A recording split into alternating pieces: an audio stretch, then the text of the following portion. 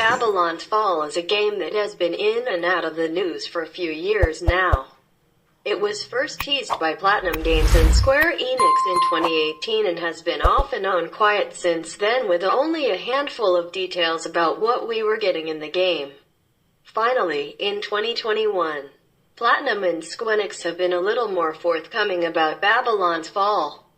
It's a multiplayer hack-and-slash action title in which you and friends ascend up a mighty tower in an artistically striking and stylistic world.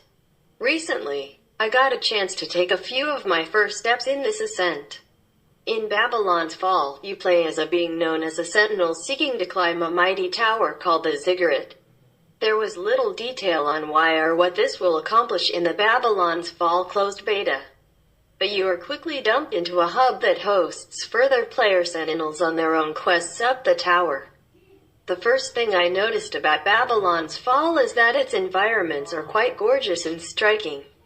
The whole game, from your character's weapons and the enemies to the environments and backgrounds, has this paintbrushed look to it. PlatinumGames calls it a new brushwork style of graphics, and I can see why. It's pretty gorgeous so far. Surprisingly for a PlatinumGames game, it's the combat of Babylon's Fall that is currently its downfall. Upon entering a clearing, enemies warp in, generally 4 or 5 of them at a time. The problem is they're extremely tanky, requiring you to wail upon each one of them for a considerable amount of time before they go down. They're unflinching, too, hitting through your attacks even when you're pounding them with a giant stone hammer that probably weighs more than them. It's a shame, because there are some good ideas at play here.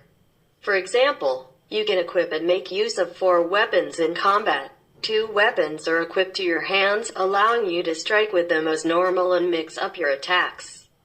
You might like performing 2 slashes with a sword before finishing your combo with a heavy hit from a hammer.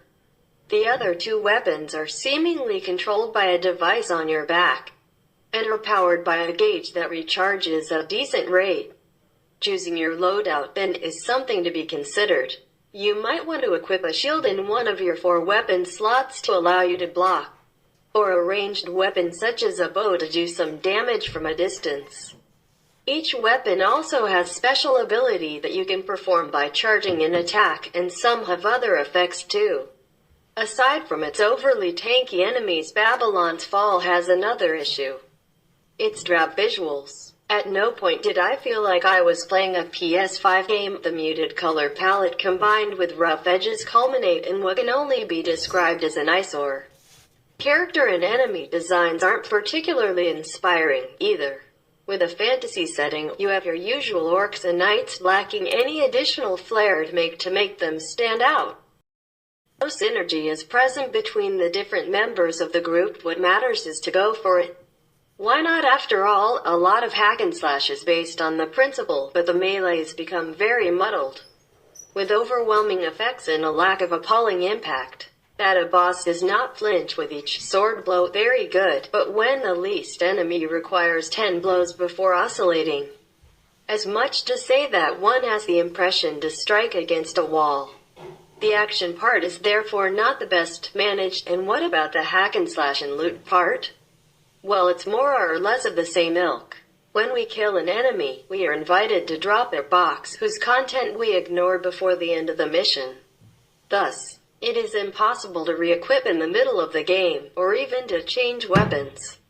No doubt so as not to unbalance the challenge, given that each mission is chosen according to a particular level.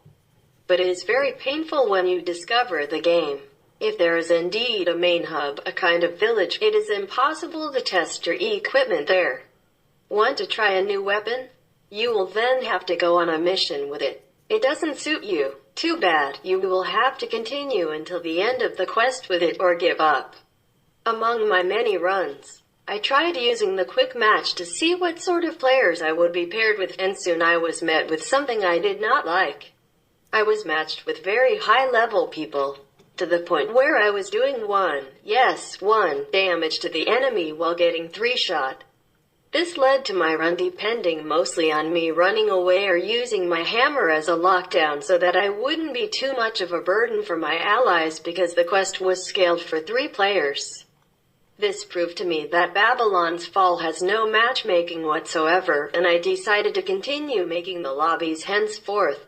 In another one of these matchups, 2 of my 3 allies used this hookshot to jump across a gap, and the other got stuck behind without knowing how to do it since the game does not have a tutorial. I did not even have a way to communicate to them how to get past the gap, which meant that for the rest of the run, 3 more chapters, the 2 others and I were outnumbered, while my other ally sat in the back wondering how to get to us. That's the unique aspect of Babylon's Fall. There are primary and secondary weapons. Primary weapons can be used to gain charge to release attacks from secondary weapons, which appear as spectral weapons. I would spam these abilities as they gave me sufficient distance from my foes and could retreat to charge using the rod. Thankfully, the people I had been paired with in multiplayer had decent enough gear to tank hits while I'd throw spectral swords from afar. Enemies' designs were nondescript and easily forgotten table in this build of Babylon's Fall. The art direction feels like it's torn between a painterly aesthetic and something more realistic. There are sparse bits of color in the game, but not enough to make anything feel visually distinct. It is almost everything is washed over in muted colors of brown, red, or green. There wasn't anything particularly striking about Babylon's Fall, at least not visually. And it's a shame, because while the player hub looked pretty in the closed beta and felt alive with NPCs sometimes making the rounds, it just didn't feel that involved. Character creation is also available, but the textures and models felt extremely dated in this build. Additionally, the implementation of darker skin colors is lacking and leaves your character model looking washed out.